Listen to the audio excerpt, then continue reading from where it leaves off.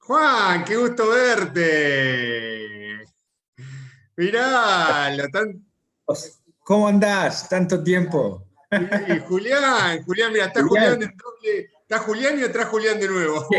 qué fondo. Voy a arreglar Prueben a eso. ver si funciona la pantalla, si funciona el share screen, si tienen habilitado. Solamente eso, así ya estamos todos. Un solo segundo, José, y ya. Qué bueno verte, Juan. ¿Todo bien? Qué bueno, sí, todo bien. ¿Vos, José, cómo andás? Bien, bien, acá. No news, good news, dicen, ¿no? Bueno, ya estamos los tres ok. Los tres pueden compartir pantalla en el icono de la mitad de la pantalla abajo. A medida que se vayan, no sé si comparten los tres o no, pero van cambiando. Ahí ya se ve perfecto ese PPT. Bueno, yo me voy a encargar del chat. Mi sugerencia es que el que no habla, entre los que no hablamos, nos encargamos del chat. ¿Dale? Perfecto, perfecto, Así José. que como yo hablo muy poquito, yo principalmente me encargo del chat, pero por ahí hay alguna pregunta técnica o algo. ¿Dale? Dale, perfecto. Perfecto, Bueno, ¿qué largamos hacemos? entonces. ¿Quién es el que Bienvenido está a de los EFI? tres. ¿Cómo? Bienvenido a los tres y largamos. ¿Pero vos sos Iván? No, Alessandro.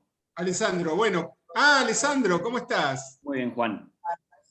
José, Bueno, perdón. está bien. Bueno, danos el puntapié. Estamos ok, ya, inicien. Bueno, ¿estamos al aire? ¿Ahora sí estamos al aire, Alessandro? Sí, sí. Bueno, ¿qué tal? Muy buenas tardes a todos, muy buenos días para los que no almorzaron. Mi nombre es José Da Pena, soy director del Departamento de Finanzas y tengo la suerte de que me acompañen en esta presentación el profesor Juan Cerur, que está en Nueva York en este momento, ¿no, Juan? No, ahora vine a Argentina, tengo que ¡Ay, qué volver pronto. bueno! Buenísimo. Estamos en la Bueno, misma así que está zona en horaria. Argentina, pero vive en Nueva York, y el profesor Julián Siri.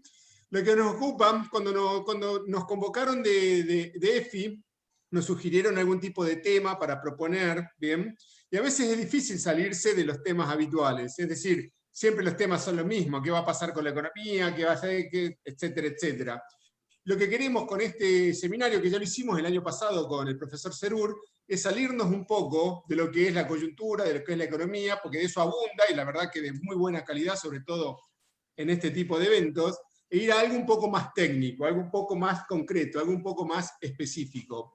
Si mal no recuerdo, el año pasado Juan presentó diferentes estrategias de trading, bueno, algunos aspectos que están vinculados a testeos de estrategias, algo que consideramos extremadamente valioso, sobre todo en un contexto en el cual mucha gente que piensa que gana dinero, pero bueno, cuando llega el momento se da el palo y dice, bueno, ¿cómo no me di cuenta de que me iba a agarrar la tormenta?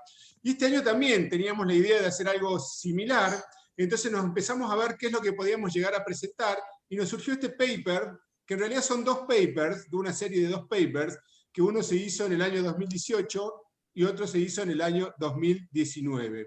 Entonces vamos a presentar este paper, que lo que trata o lo que intenta es mostrar un modelo en el cual uno puede switchear, es decir, pasar de un estado de risk on a risk off y viceversa. ¿Cuál sería el objetivo detrás de esto?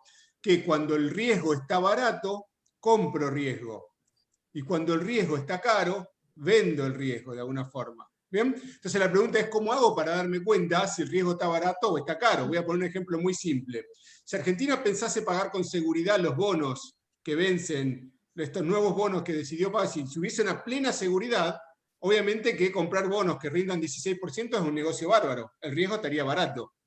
Si Argentina decide no pagar esos bonos con seguridad, es decir, si de alguna forma lo supiésemos, el riesgo estaría caro. O sea que es una cuestión de apreciación del riesgo. Ese es el primer punto. El segundo punto es que quizás haya habido alguna confusión, espero que no así, pero esto vamos a hablar para el mercado estadounidense. Es extensible para Argentina también, pero contamos con más datos del mercado estadounidense. Bien, o sea que esto en principio aplica a lo que desarrollamos para el mercado estadounidense. Y en tercer lugar, es un modelo extremadamente simple que trata entre dos activos. Es decir, yo supiese cuándo el mercado está bull, me voy a equity, y si supiese cuándo el mercado está bear, me voy a treasuries, me voy a protección de riesgo. Entonces, para encontrar esa señal, lo que utilizamos es un modelo que trata sobre el VIX. El VIX es la volatilidad esperada y por otro lado tenemos la volatilidad realizada. El VIX es la volatilidad de los retornos del S&P 500 a 30 días, la volatilidad anual medida a 30 días. Entonces uno detecta una regularidad que en principio siempre el VIX sobreestima la volatilidad realizada. Así cuando uno ve la volatilidad, lo que dice el VIX y después lo que sucedió, tiende a ser mayor. O sea que hay más preocupación de lo que debería haber. Sin embargo, hay momentos en los cuales se da vuelta. La volatilidad realizada termina siendo mayor que la volatilidad esperada. Y a partir de eso, mis dos colegas desarrollaron un modelo matemático, que es lo verdaderamente importante en este trabajo, que trata de capturar estos dos momentos a través de técnicas estadísticas. Cuando habría, en cierta forma, que comprar riesgo, es decir, interpretamos que hay un mercado bullish, y cuando se puede llegar a interpretar o adivinar que hay un mercado bearish. ¿Bien?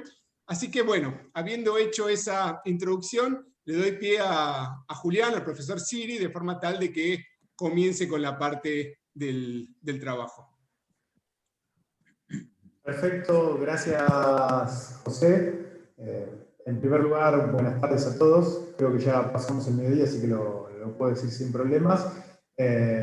Como bien introdujo José, con respecto a este tema, entendemos que es algo muy vigente, cada vez más actual, esta suerte de disquisición entre el manejo activo y el manejo pasivo, y el valor de esto. Bien, aquí en esta jornada intentamos plasmarlo, si bien hay una presentación de un modelo específico detrás, esto lo entendemos como una suerte de disparador en general a la curiosidad en este caso no es el lector, si bien los invitamos a leer los papers que están publicados online en la página del SSRN, entendemos que es una suerte de disparador respecto a la temática de capturar señales que permita llevar a cabo un manejo activo versus la noción pasiva, no sin dejar ciertas preguntas también en el camino respecto a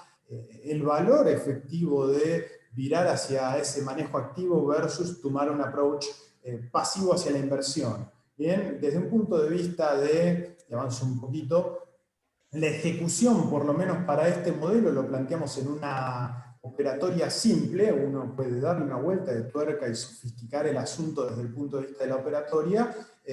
Planteamos un modelo fácil, tanto a nivel de la comprensión como a nivel de la simplificación desde el punto de vista de su ejecución, cosa que no necesariamente para la vida real termine siendo así. Nosotros nos basamos en una lógica de, digamos, tomamos algo de la optimización del portafolio, toda la teoría moderna de optimización de portafolios, que es el teorema de separación de dos portafolios, que lo extrapolamos un poco a esta noción de trading. El teorema original lo que habla es de un portafolio de mercado, por un lado, de activos riesgosos, y otro portafolio compuesto únicamente por la libre de riesgo, en donde uno va a terminar armando como inversor, combinando proporciones de esos dos portafolios según la preferencia de riesgo, de tal manera de expresar o maximizar su función de utilidad. Bien, sin ser muy técnicos, no quiero adentrarme en ese lado, creo que no es el espíritu de esto. Tomamos esa noción para el hecho de no estar en una composición en donde tengamos un portafolio que tenga ponderaciones de ambos activos, sino una idea de, como dijo José, switchear, ¿bien? Cambiar entre un portafolio de riesgo y un portafolio que, entre comillas, podemos entender como libre de riesgo, e ir virando de uno a otro según el grado de la señal que vamos generando.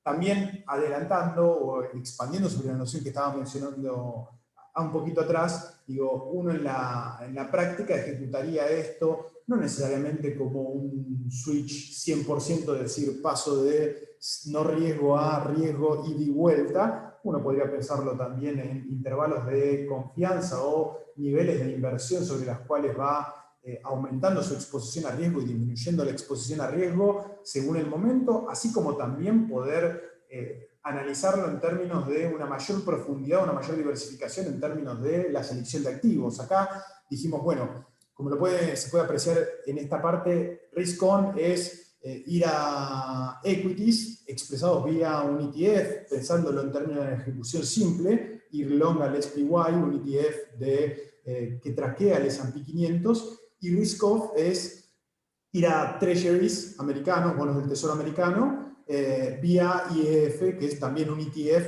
que tiene en cartera bonos del tesoro americano con maturities, digamos, distancia de vencimiento en torno a los 7 a 10 años, ¿bien? Y después podemos seguir discutiendo en términos de la complejización del modelo, de la ejecución de una estrategia de este estilo, si es efectivamente risk-off tener un bono del tesoro americano a entre 7 y 10 años. ¿Bien? Podríamos hacerlo para los dos lados argumentales. ¿Por qué no tomar algo más largo aún y aprovechando el efecto de la duration sobre la posición cuando los mercados se ponen nerviosos, yendo a algo mucho más largo en duration, o viceversa, ir a algo más corto y efectivamente tener algo realmente risk-off? ¿Bien? ¿Cuál es el problema con algo más corto? Especialmente en momentos como estos. La realidad es que las tasas de interés están por el suelo. A ver, siempre pueden estar más bajas, pero actualmente las tasas cortas las tenemos en un umbral de 0 a 0,25% por año. Por ende, tampoco hay tanto premio en el risk-off.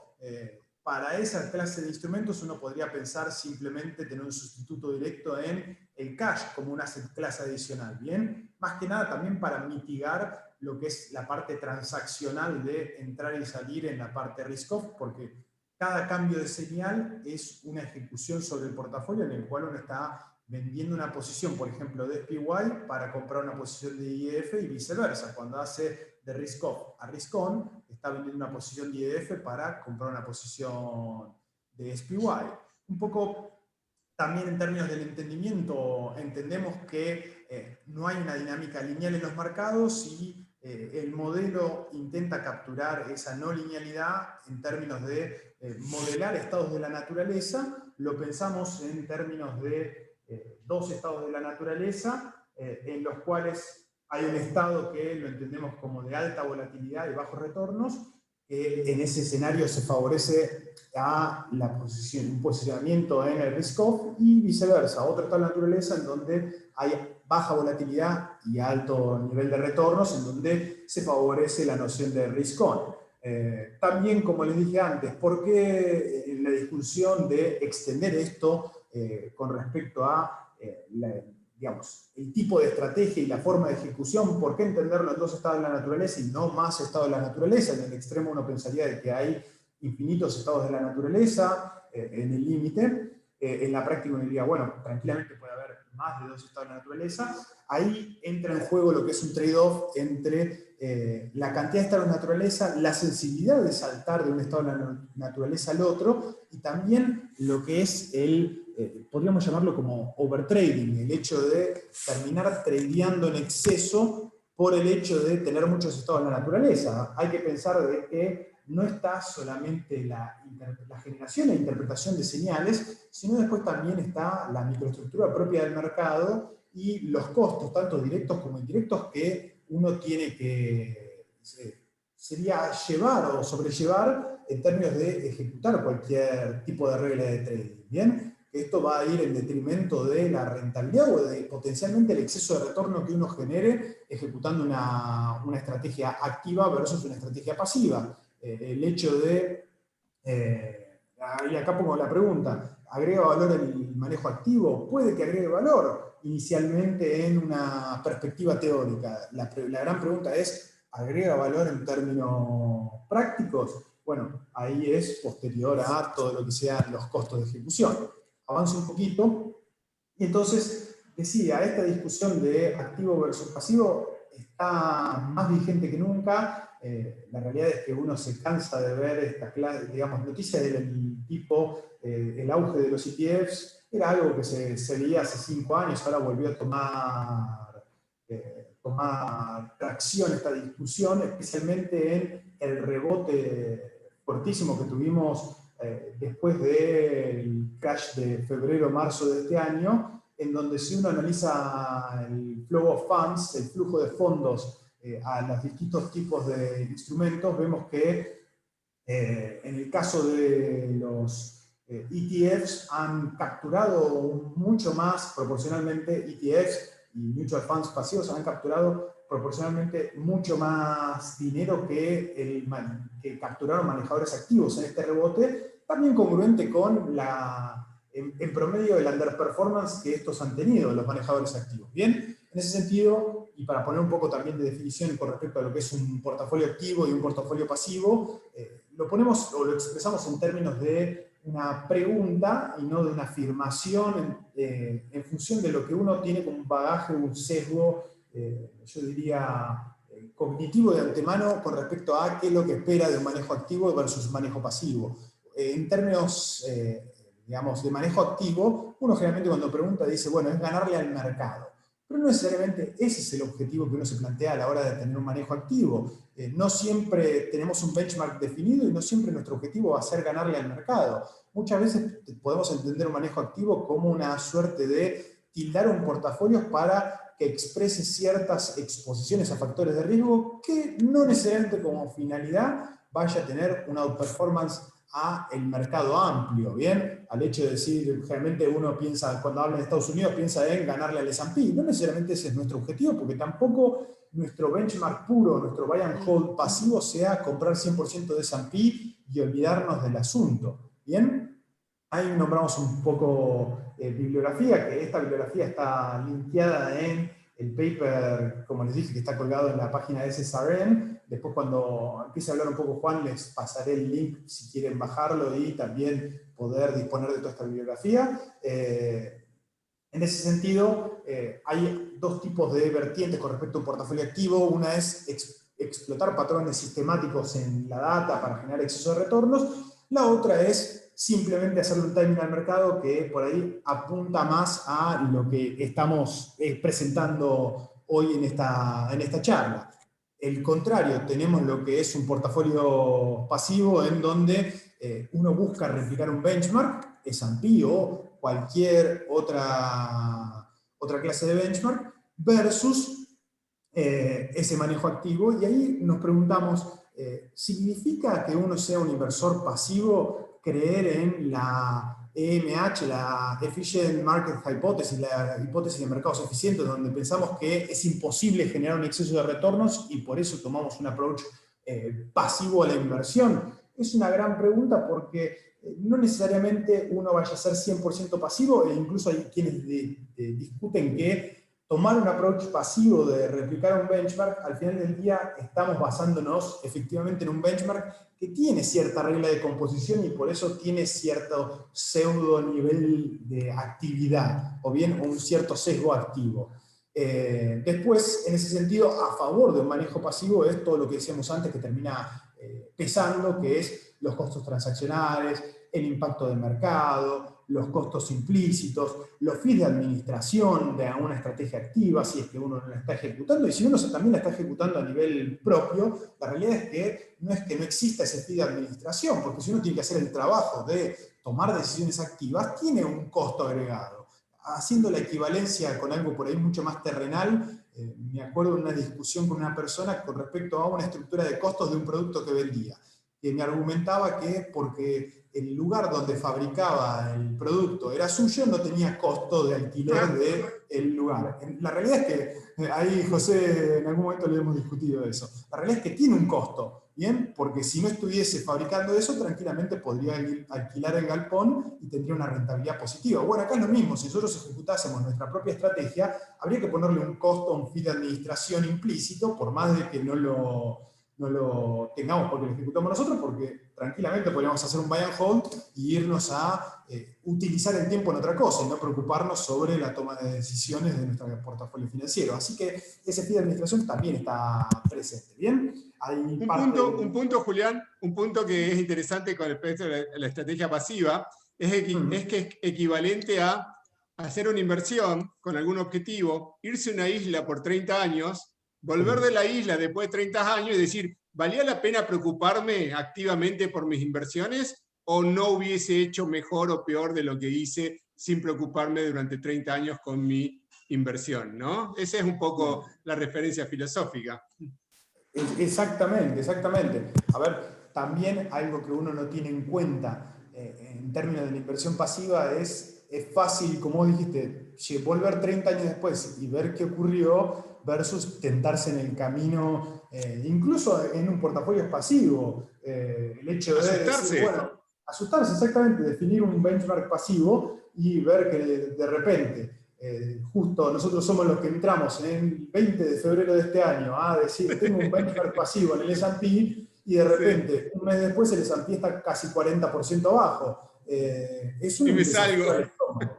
Exactamente, no es tan simple el asunto, incluso si uno se vuelca a, digamos, define en esta discusión tipo Boca River a favor de un portafolio, es una ejecución pasiva versus una ejecución activa. Bien, Juan, si querés avanzar un poquito vos en esta parte, yo te voy pasando las diapositivas. Dale. Agrego algo respecto a lo que charlaban recién, activo-pasivo. También hay una cuestión, que es algo que siempre charlamos, que, como bien dijiste, Julián, un portfolio activo, un manejo activo no necesariamente es ganarle al mercado o batir un benchmark, sino que por ahí es obtener exposición a ciertos tipos de riesgo que el inversor en particular está interesado. Por ejemplo, yo recuerdo una charla en Estados Unidos con un hedge fund, quienes comentaban que sus inversores institucionales tienen como principal objetivo obtener retornos estables en el tiempo y que no estén correlacionados con el S&P, porque, entre otras cosas, los inversores son muy aversos a los palos, por hablarlo en criollo, que se pega el S&P. Vos bien mencionaste el crash de marzo, que el mercado cayó entre un 30 y un 40% en 20 días financieros. Entonces los inversores es algo que no quieren, y por más que en el largo plazo, en 10, 20, 30 años, quizás la estrategia pasiva no tenga mayores retornos al S&P, sí cumplió con los objetivos del inversor institucional que buscaba un manejo activo al darle exposición a ciertos tipos de riesgo que no necesariamente son el mercado.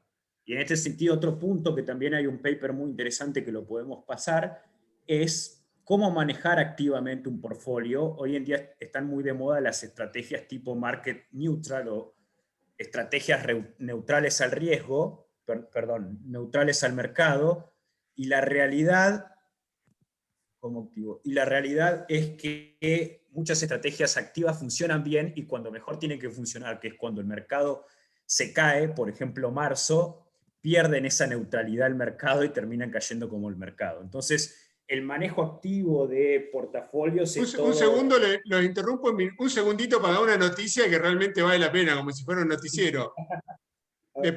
Acaba de morir Maradona. What? Oh. Impresionante, están entrando. Ese es el tipo de noticias. Eso es riesgo, eso es incertidumbre, para ponerlo. Eso es riesgo que puede impactar en el mercado, sí. Sí, exactamente. No sé si puede impactar, pero es el tipo de noticias que realmente uno no se espera, ¿no? Y suceden, como lo que sucedió en marzo también, ¿no? Exacto. Bueno, era para agregar algo respecto al manejo activo, que realmente no sé si decirlo una ciencia, pero es todo un tema muy complicado, en el cual, por supuesto, como bien mencionaban antes, hay una gran discusión entre las escuelas de manejo activo, manejo pasivo. Al final del día, cada manager trabajará de acuerdo a sus habilidades y de acuerdo a lo que le piden también sus clientes.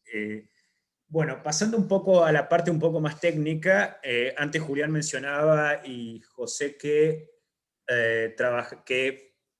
ponemos esto en el marco de Markowitz y que vemos la volatilidad como una métrica de riesgo para lograr definir cuándo hacemos un switch entre activos riesgosos y no riesgosos. Para definir qué es riesgoso y qué no es riesgoso, tenemos que tener una métrica de riesgo. Y en la práctica, una de las más aceptadas es la volatilidad. Básicamente el desvío estándar de los retornos, el cual es un estimado, no es observado en el mercado. Entonces hay muchísimas formas de estimar la volatilidad. La más común es la muestral, que es un estimador insesgado, pero sin embargo, viendo las condiciones de mercado, que los retornos no son estacionarios, entre otros efectos, en la práctica suelen usarse modelos tipo Garch, entre otros. Y como José mencionó antes, un índice muy utilizado para medir la volatilidad es el índice de volatilidad implícita. ¿Por qué? Porque es el índice que se desprende del precio de las opciones, entonces uno tiende a ver esto como una medida de forward looking. No necesariamente lo va a hacer, pero el mercado de opciones al final del día pricea algo futuro, entonces observar la volatilidad que el mercado está implícitamente poniendo a futuro, muchas veces agrega más valor que observar directamente la volatilidad realizada. Entonces, acá está Es un como el poco precio de los seguros, ¿no, Juan? Sería como el Exacto. precio de los seguros. Exacto. Cuando la volatilidad o la percepción del riesgo aumenta, el precio de una opción aumenta. En el caso de un seguro sería cuando un auto tiene más riesgo de chocar o una casa de incendiarse, probablemente la prima o el coste del seguro sea más alto. En este sentido, acá está un poco la definición del VIX, que el VIX está la versión vieja, que antes tomaba un promedio de opciones, un promedio de la volatilidad implícita de opciones out of the money, y después esta fórmula fue cambiada y se pricea como un swap de varianza. Un swap de varianza y no de volatilidad, no voy a entrar en aspectos técnicos porque un swap de varianza es más fácil de replicar un swap de volatilidad es bastante más complejo. Entonces, no entremos en detalles, pero básicamente este es el valor esperado de la varianza total o de la variación cuadrática del activo. Acá lo expresamos en tiempo continuo, como ven están las integrales alrededor del put y del call. En la realidad no tenemos un continuo de opciones, de strikes, entonces o podemos interpolar, pero también lo que se suele hacer es discretizar. Entonces, después de hacer una derivación, el resultado final es la última fórmula que tenemos, que es básicamente la fórmula del VIX cuadrado, como está acá, el VIX es la raíz cuadrada de esto.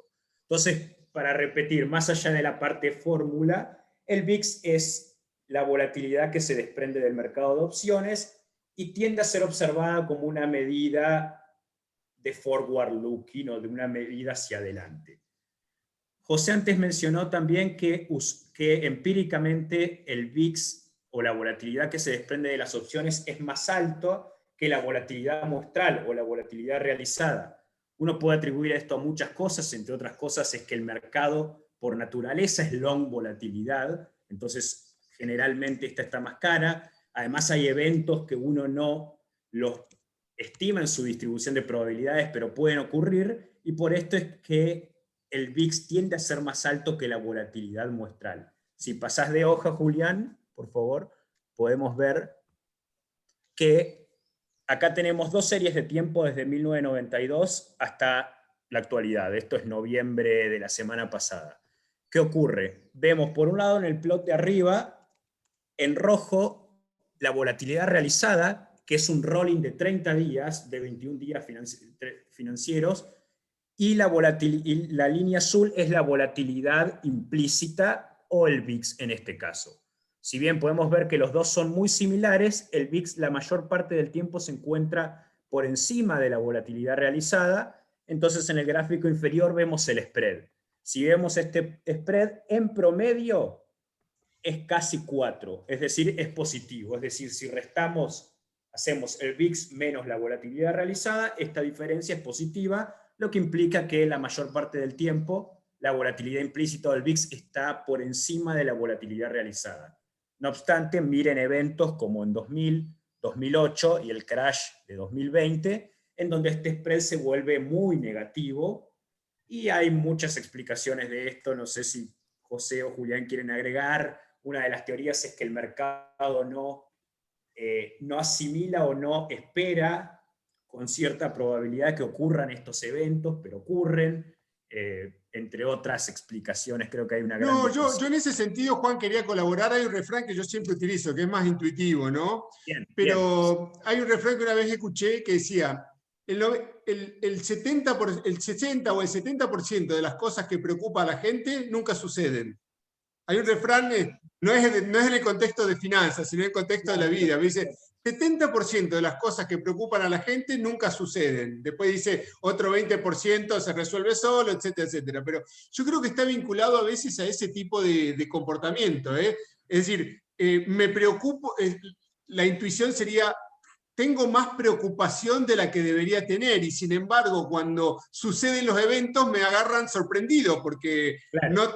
porque ahí es cuando se da vuelta ese spread, ahí es cuando ese spread empieza a ser, la realizada termina siendo mayor que la esperada, ¿no? Pero yo particularmente lo asociaría en ese sentido, lo cual genera que los seguros valgan.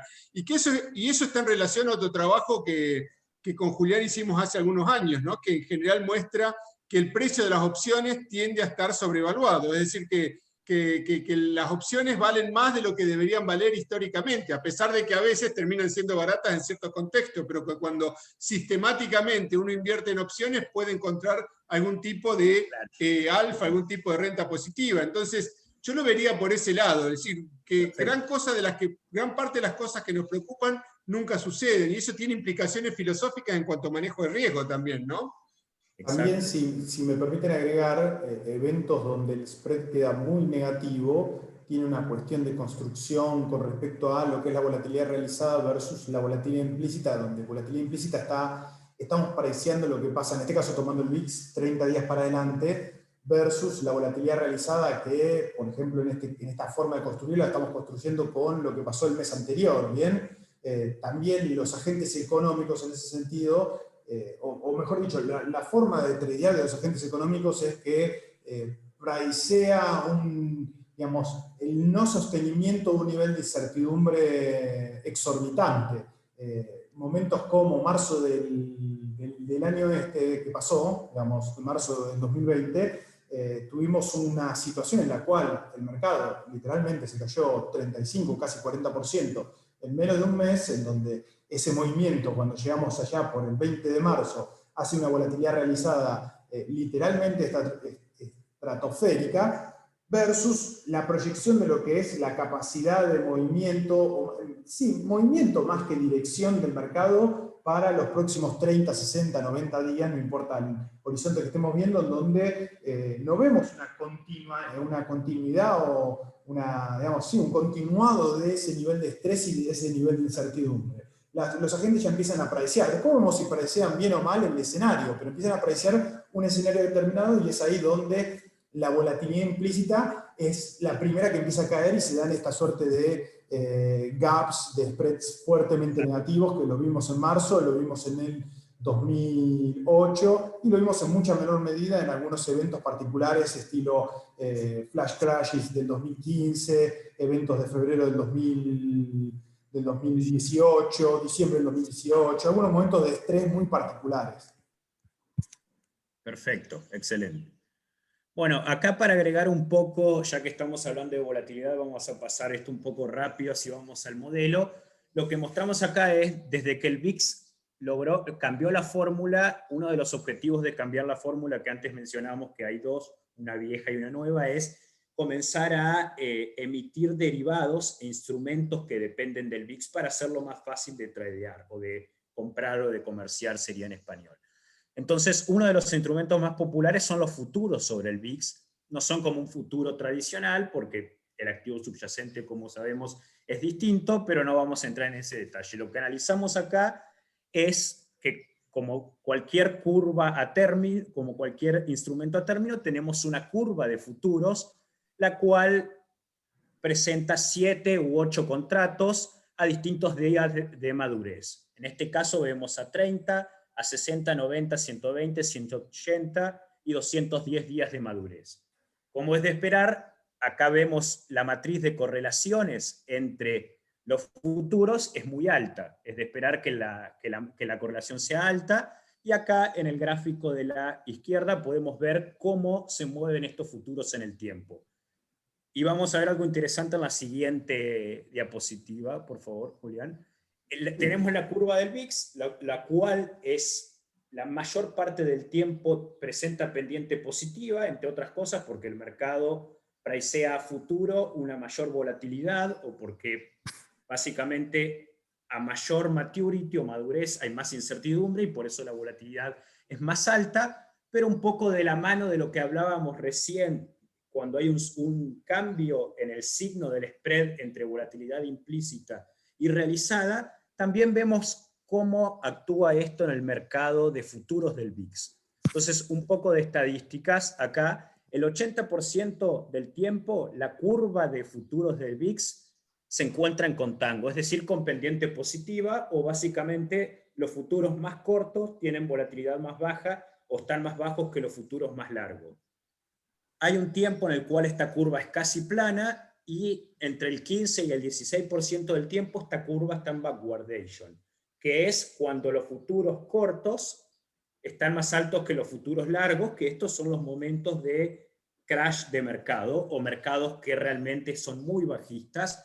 Y entre Es otras como cosas, ahora, Juan, ahora estaría en backwardation, ¿no? ahora comenzó a normalizarse de vuelta, pero sí, José, exacto, estuvo desde marzo hasta hace unas semanas totalmente invertida la curva. También teníamos un ruido por el tema de elecciones en noviembre, que el futuro del VIX en noviembre daba un salto bastante significativo, porque por supuesto era un evento de mucha incertidumbre, y ahora comenzó a normalizar en cierta forma la curva.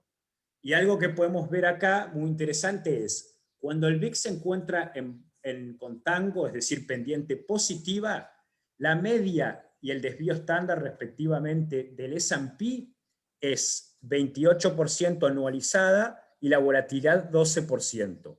Y en el otro extremo, cuando la curva se encuentra con pendiente negativo, backwardation, la media de los retornos es menos 41% y la volatilidad es de casi el 40%.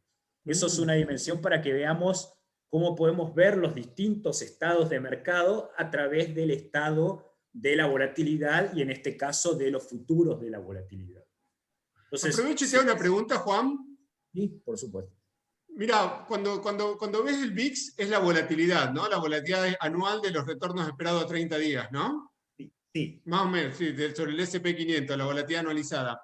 Pero la volatilidad tiene un lado, es decir, la curva esa de volatilidad, ¿es simétrica o asimétrica? Es decir, o poniéndolo de otra manera, ¿los puts tienen la misma volatilidad que los calls? ¿Sabes? ¿Has visto algo al respecto? Empíricamente hay una simetría entre que esta simetría tiende a moverse en distintos estados de mercado, pero empíricamente los put tienen mayor volatilidad que los calls. En este sentido, si uno lo ve en términos de put call parity, puede ver esta diferencia, pero sí, empíricamente los put suelen tener, considerando ceteris paribus, el mismo strike, el mismo madurez, etcétera, tienden a tener una mayor volatilidad. No sé, Julián, si querés agregar algo ahí. Sí, a ver, me sentía tentado a agregar con respecto a, no es solamente la forma de la curva de los futuros, entendemos que es la dinámica también de los movimientos de esta curva de futuros la que va dejando señales. En algún punto de la presentación, Juan, vos habías puesto el agregado de las señales, justo acá está, al combinar las señales es que te puede dar una toma de decisiones más robusta. Al final del día muchas veces eso es lo que uno busca, el hecho de poder hacer esa toma de decisiones, mejorar la toma de decisiones, no necesariamente encontrar un predictor perfecto, en donde por ejemplo, el hecho de pasar una curva en backwardation, generalmente es una dinámica que es sorpresiva por un lado, es rápida por el otro y es intensa, pero que después va minorando. Entonces uno también podría pensar en distintas fases del movimiento ese que se va dando en términos de la toma de decisiones. Bien, la idea acá es, como dijimos antes, poner la discusión sobre la mesa. Uno tiene un montón de cosas potenciales para analizar o señales para procesar a través de digamos, del mercado de volatilidad y cómo ese mercado de volatilidad termina impactando en la toma de decisiones sobre lo que es el subyacente y una cartera en donde contempla ese subyacente. Acá hay dos preguntas, no sé si quieren aprovechar para contestarlas o si hacemos unos minutos más y hay dos personas que levantaron la mano, Sergio Dadona y Roberto Silva. ¿Te parece que avanzamos en lo que queda y después Dale, respondemos? genial. Uno ya bajó Perfecto. la mano, así que no hay problema. Perfecto. Bueno, el punto que mencionó Julián es muy bueno. Nosotros acá mostramos un modelo parsimonioso que es bastante simple, pero generalmente las señales por sí solas en el mercado son efímeras y muchas veces no tienen un gran poder predictivo. Entonces, un trader lo que suele hacer es mezclar señales de distintas fuentes. Hay un colega que suele llamar esto mega alfa o combo alfa, en donde mezclan miles, incluso hay una presentación que mezcla millones de alfas, que las alfas son señales para ver cómo esto puede mejorar el poder predictivo de una estrategia. Esto lo vamos a ver, es medio técnico, por ahí quizás lo pasamos un poco rápido por cuestiones de tiempo, pero lo que vemos acá es, y viene de la mano con lo que mencionó Julián, que es analizar la dinámica de lo que ocurre. Generalmente uno puede descomponer una curva a términos, o una curva de futuros, por ejemplo, en sus distintos componentes a través de eigendecomposition, principales componentes, o singular value decomposition, dependiendo del algoritmo que usamos, que va a depender de la data en sí. Entonces, en este caso lo que hicimos fue aplicar directamente SVD, que es Singular Value Decomposition, sobre la matriz de la diferencia normalizada de los futuros en el tiempo, y extraemos señales. ¿Qué podemos extraer? Que los primeros 3 componentes explican el 98% de la variación en esta curva. Entonces, si nosotros miramos los 3 primeros componentes, estamos viendo casi la totalidad de la variación en esta curva, y como la estructura términos tiene una forma dada, podemos asociar que el principal componente es el nivel de la curva, lo podemos ver, es la línea azul. El segundo componente es la pendiente, que es la línea naranja, que como esto sobre toda la muestra es positiva, porque la mayor parte del tiempo la pendiente es positiva. Y el tercer componente es la curvatura, que va variando. ¿Qué quiere decir esto? Que nosotros, si vemos solo 3 componentes, en este caso nivel, pendiente y curvatura, podemos obtener muy buenas señales de lo que está pasando en el mercado, dado que explica casi el 100% del total de la variación. Si podés pasar, Julián, una hoja. Acá vemos esto en distintos mercados. Un mercado como julio 2013, que fue super bullish, que vemos un nivel línea azul muy bajo, una pendiente muy positiva, muy en contango, y la curvatura de una forma dada, que acá no la analicé en este caso, pero está ahí. Y por otro lado, en un mercado muy bajista, como el de marzo de 2020, ¿qué vemos? Un nivel muchísimo más alto, línea azul, y una pendiente muy negativa, backwardation. ¿Para qué sirve esto? Extraer los principales componentes sirve para extraer señales del mercado. Nosotros podríamos usar las series de tiempo de esto para agregarle señal a nuestra estrategia o a nuestro sistema de trading, y hacer la señal final más robusta. Eso era para comentar. Y bueno, acá viene la parte en donde mostramos el modelo. No sé si alguno de ustedes prefiere hablar.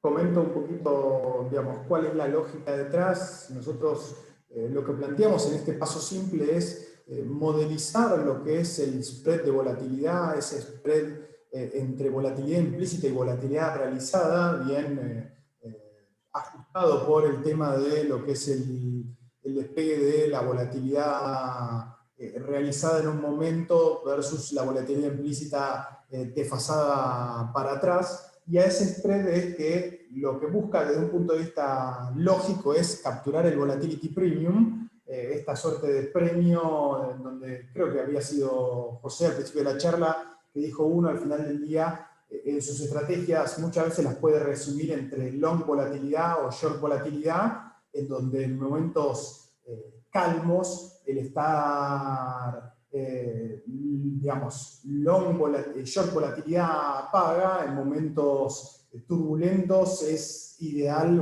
haber estado long en volatilidad para capturar ese premium, en donde después en la ejecución práctica simplemente en función de las señales que vamos switchando, como dijimos al principio, de este SPY a IEF y viceversa, ¿bien? En esa modelación del spread a través de un modelo de cadenas de Markov es que terminamos calibrando el modelo de tal manera de tener una modelación para digamos, obtener implícitamente los estados de la naturaleza. Planteamos 2 estados de la naturaleza que van a determinar o regir, digamos, probabilísticamente hablando, en donde uno define un umbral determinado para decir estoy en ese estado de la naturaleza o estoy en el estado contrario, estoy en el estado, podemos llamarlo alcista, y un estado bajista, un estado de alto nerviosismo y un estado de bajo nerviosismo. El nombre es lo de menos, pero pensar en características, como dijo Juan, y si me permiten un segundo vuelvo un poquito para atrás, características disímiles en donde esa señal está diciendo qué ejecutar, mejor dicho, ¿bien? A un nivel muy simple en esta instancia, porque no estamos dándole una vuelta de tuerca con respecto a la forma de posicionamiento, al hecho de cuánta información tiene detrás, etcétera, etcétera. Me apuro un poquito porque veo que están viniendo una catarata de mensajes y tengo miedo de que sea con respecto al tiempo. Bien, entonces, en función de ese umbral digamos, de probabilidad de estar en un estado, y por ende al tener dos estados es uno menos la probabilidad de estar en el otro, para sumar el 100%, es que vamos switchando, vamos cambiando de una posición long SPY a una posición long IEF. Que una forma es decir, mañana el SP va a subir, compralo. Y pasado mañana decir, el SP va a bajar, andate al activo libre de riesgo. Ojalá hubiese un genio que nos dijese eso. Lo que no tenemos es esa capacidad, o no existe ese genio, y este modelo trata de capturar esa información de manera imperfecta, con estos resultados, ¿no? Hay ciertas cosas que se pueden mitigar fácilmente, por ejemplo, lo que es el forward-looking bias, el sesgo de mirar hacia adelante, decidiendo y armando posiciones, por ejemplo, un día después de que se genera la señal, ¿bien? Al cierre del día siguiente, eso lo tenemos en cuenta. Hay cosas que no se pueden modelar, por lo menos en términos de datos diarios, de manera precisa, que es el impacto a mercado y otras cuestiones con respecto a los costos más allá del transaccional. En una primera instancia, los resultados muestran una mejora en términos de retorno, en términos de menor volatilidad, en términos de algo bastante sensible para estrategia de riesgo, que es un menor drawdown, pero como dijimos antes, sin contemplar el tema del impacto a mercado. Si mal no recuerdo, y Juan, por ahí vos me podés refrescar esto, la cantidad de turnover que tenía una estrategia de este estilo eran casi 40 trades por año, ¿no? Era muy bajo, sí, era... En promedio, sí, casi 3 veces por mes. Perfecto. Sí. Todo, ven que ahí el tema de el impacto a mercado en la ejecución no es algo que uno pueda desatender, ¿bien? No significa de que te vaya a capturar todo ese mejora en el perfil de la curva de equity, de la performance, pero sin embargo uno va a tener que tener en cuenta esto, no todo lo que brilla es oro, y también, como dijimos antes, la simplicidad de una estrategia como estas no necesariamente es para echarla a andar directamente al mercado. Hay un montón de cosas para dar vuelta. La noción acá era decir, listo, uno puede tener, digamos, puede encauzarse en un viaje en la búsqueda de señales que intenten mejorar la toma de decisiones. Tiene que prepararse en el camino también para una tolerancia a la frustración y al fracaso, entre comillas, en la prueba y error bastante alto. En ese sentido, para concluir un poco, y ya después dejamos abierto al Q&A, uno también busca o pasa un filtro en términos de lo que es explicar los retornos de cualquier tipo de estrategia que ejecute, en términos, por ejemplo, de una exposición a riesgos, en donde decimos, bueno, una estrategia así simple, ¿cómo anda pasándola por el filtro de los modelos factoriales tradicionales, el Fama French o un modelo tipo el Carhart? Podemos poner un modelo de 5 factores y vemos que en todos los casos el alfa acá está hecho a nivel diario, tiene un alfa relativamente significativo, una estrategia simple. No sé si es suficiente para cuando uno le mete en la licuadora todos los costos transaccionales en el camino. También otra manera de ver esto, ¿cuál es? Es el hecho de decir, bueno, uno tranquilamente podría estar en presencia de un factor activo, como definió José, en el cual ese factor activo es una explicación adicional de lo que es el risk premium de tomar posiciones en un activo de riesgo. Bien, habría que hacer bastante extensión con respecto a esto para poder construir un factor de riesgo de ese estilo, pero también es un puntapié inicial en el tema. No sé si Juan, José quieren poner algo más o abrimos al Q&A. Julián, Juan, José, estamos bastante cortos de tiempo. Si pueden elegir una o dos preguntas para ya cerrar en 3-4 minutitos. No hay ningún problema. No hay preguntas. Ya estuvimos respondiendo por el chat. No sé si no se animan a preguntar, pero había una mano levantada en algún momento, así que si quieren, pero ya se bajó la mano, así que no hay problema. Preguntales vos, José, entonces, aprovechalos vos a ellos. Sí, sí, el punto de alguna... Perdón, mandé un mensaje por si las dudas, si quieren hacer preguntas. También entiendo 340 la virtualidad, quita un poco digamos, la Sí, vergüenza de alguna a forma, preguntar, pero más que una pregunta, yo querría decirle bueno, ahí está Fernando Trink, Raise Hand. A ver, Fernando, si es tan amable, no sé si allow to talk, adelante. Ahí puede hablar, Fernando. Lo dejamos sin palabras. Sí, levantó sin querer la mano. No sé. Bueno, yo lo dejé. Hablar puede, Fernando. Bueno, pero más que todo, hasta que si se decide o si fue un error. Mi punto, con todo esto, lo que de alguna forma el mensaje es que hacer finanzas es un poquito más complicado que tener intuiciones o que tener cábalas. Es decir, que pretender esos modelos en los cuales uno tira 5 o 6 meses para atrás y en base a eso cree lo que va a pasar en la próxima semana y en base a eso toma decisiones. Es decir, es complicado hacer finanzas de manera seria. Y cuando uno se pone a trabajar en estrategias activas, tiene que estar seguro de lo que está haciendo, que es de alguna forma el inicio de esta charla. Es decir, si yo voy a manejar una estrategia activa y tengo la misma información que tiene el mercado, o peor, tengo peor información que tiene el mercado, porque de hecho yo me enteré antes que ustedes que falleció Maradona. Y así funciona el mercado. Es decir, si yo hubiera tenido una posición en ese momento con algún tipo de activo, algún tipo de opción en la cual se ve influenciada con ese hecho, yo me entero antes que el resto. O sea que la disponibilidad de información es un input. Y por otro lado, la interpretación de la información, la tecnología para procesar la información, también es otro input, ¿no? No sé si quieren ustedes, vos, Juan y Julián, desde vuestra experiencia, hablar un poco al respecto de lo que significa hacer finanzas modernas, ¿no? No las finanzas que uno a veces tiene oportunidad de leer en un grupo de WhatsApp, sino las verdaderas finanzas modernas, para cerrar la charla. Mira, para cerrar, lo voy a poner justo con una pregunta que hizo Fernando, al final la terminó haciendo vía el chat. Decía, quería saber si un valor de 20 es algo para tener en cuenta en el VIX, mirando los gráficos en TradingView, por ejemplo. La realidad es que lamentablemente uno tiene una suerte de, podríamos llamarlo como una suerte de reinforcement con respecto a las señales que va dejando el mercado y el hecho de que la gente esté prestando atención a esas señales, en donde uno dice, bueno, si fuese tan simple como un umbral de 20 para arriba me dice algo, 20 para abajo me está diciendo lo contrario o viceversa, es algo fácil de terminar explotando. Uno puede tener ciertos umbrales o cierta lógica de cómo operar en función de valores absolutos, pero esos valores van a terminar siendo relativos también en función de cómo esté operando el mercado en términos de las señales que se van generando.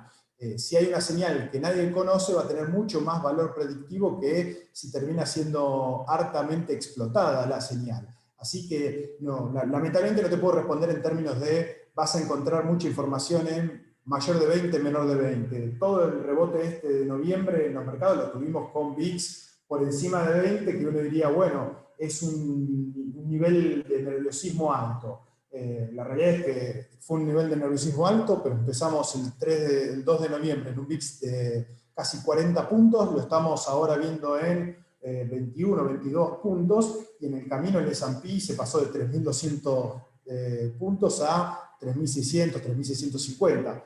No va a ser una inferencia lineal. Ahí volvemos a recalcar una cosa que puso Juan, que es el hecho de no casarse con una señal, sino tener un agregado de señales como para evitar también los falsos positivos. Todas las señales en algún momento van a dar falsos positivos. El hecho de tener muchas señales nos da una noción más acabada de dónde se encuentra el mercado y cómo tradear acorde. Juan, José, tenemos que cortar, lamentablemente. Igual vi que estuvieron pasando sus mails, así que están todos, los van a poder contactar. Por favor, el tiempo es tirano. Que los escriban, gustoso de responderles. Perfecto, muchas gracias, José. Muchísimas gracias a los tres, como siempre, un placer contar con gente de la universidad. Muchas gracias a los asistentes también. Gracias. Bueno. Bueno.